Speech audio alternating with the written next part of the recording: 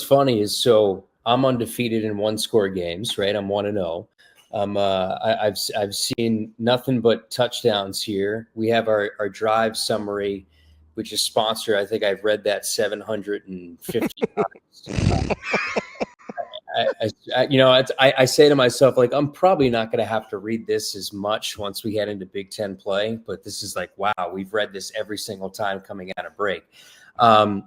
I think biggest areas in which, I've seen this team take a massive jump. I think offensive line for me is something where I thought would be pretty good, and I think is, for the most part, is kind of rung true. I think when they settle into, we still seen sort of that rotation a little bit at left tackle. I think we'll see that settle in.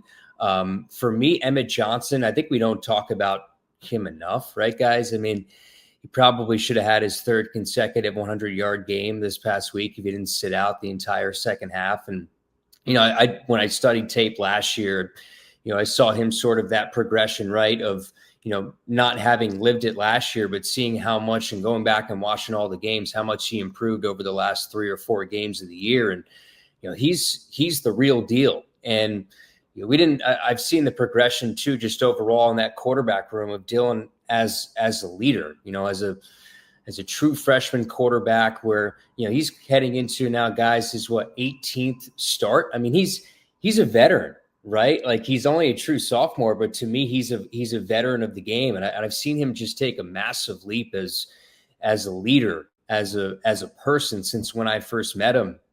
And the way he's taken TJ Lateef under his wing, and to have your best player as your strongest leader, as your loudest voice, to me, that is just a difference maker. I think offensively, this team is, I think, better than maybe I thought coming in certain respects. I think Dane Keyes made a massive, I don't know if you guys saw the video that they posted last night, but the way Dane Keyes sort of took over the locker room, right?